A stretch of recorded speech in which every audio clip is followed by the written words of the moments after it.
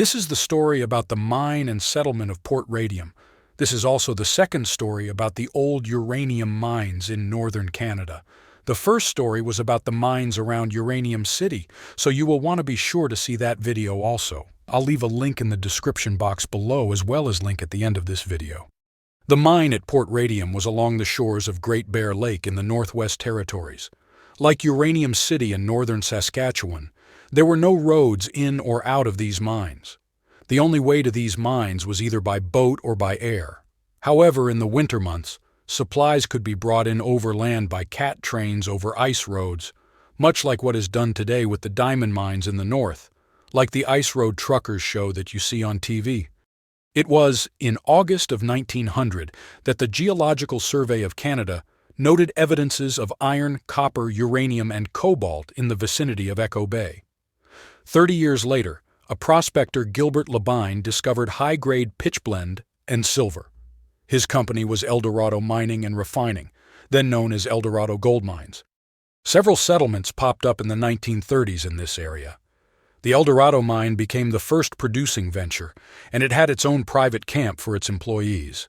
There were also operations at the Elbonanza silver property, at White Eagle on the Camsell River, and at Contact Lake.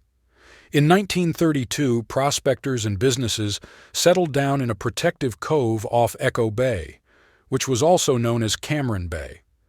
By 1933, the Canadian government had surveyed a townsite.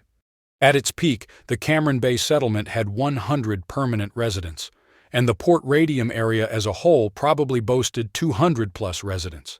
But by 1934, all the important deposits had been staked and activity died down. The Eldorado Mine at LaBine Point entered production in 1933, and the Contact Lake Silver Mine followed in 1936. At Cameron Bay, the government established a post office, a government office, and a wireless radio station. There was also a Royal Canadian Mounted Police post and a Hudson's Bay Company post. In 1936, the government facilities were re-christened Port Radium to glorify the nature of the nearby mining operations. Mining operations took place at Port Radium almost continuously between 1932 and 1982. Radium, uranium, and silver and copper were mined at different times at this site. The site was utilized by Echo Bay Mines from 1964 to 1982 as a silver mine.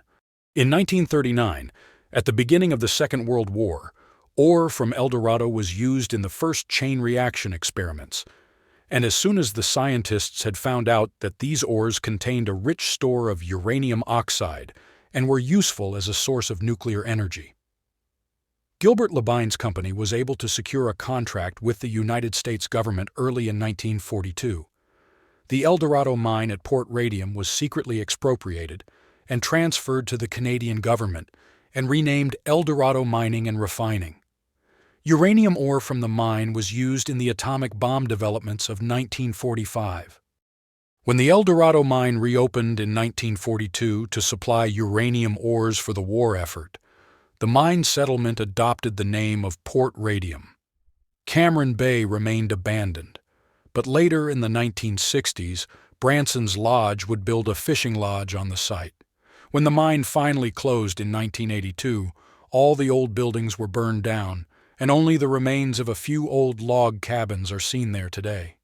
Old mining records tell us that approximately 910,000 tons of uranium tailings and 800,000 tons of silver tailings were produced at the site during the life of the old Eldorado mine.